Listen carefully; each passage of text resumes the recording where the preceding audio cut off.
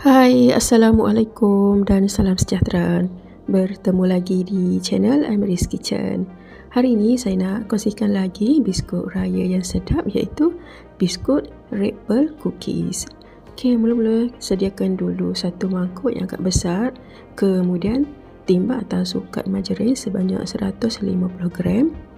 Kemudian masukkan gula sebanyak 50 gram. Kacau kedua-dua bahan ni, margarin dan juga gula tadi tu sehingga sebati.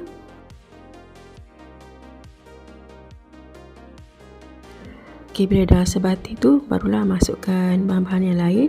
Okey, masukkan 150 gram tepung gandum dan kita gaul lagi.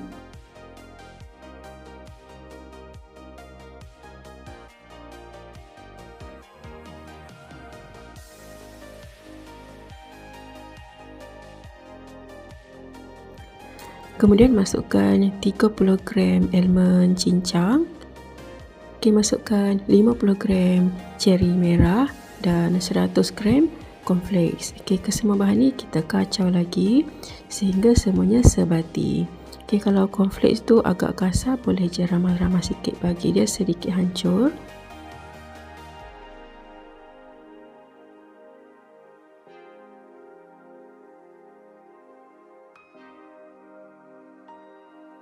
Dan last sekali, jangan lupa masukkan coklat chip sebanyak 50 gram.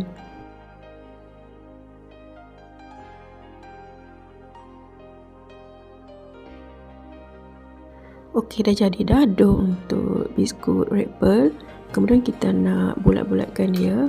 Okey, nak bagi dia sama besar, boleh je gunakan sudu penyukat macam ni, lebih kurang 1 ataupun setengah sudu besar.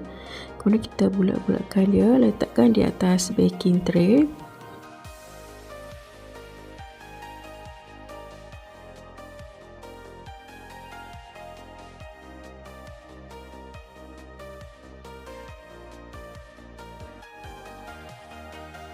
Untuk bakar biskut ni, dia tak ambil masa yang lama. Okay, kita akan bakar selama 10 minit pada suhu 160 darjah Celsius. Okey, ni dia dah siap pun biskutnya. Kemudian kita sejukkan dulu sebelum masukkan ke dalam balang. Biskut ni sangat rangup, rapuh dan rasa dia pun sangat sedap. Tambahan daripada coklat chips dan juga cornflakes tu memang sangat sedap.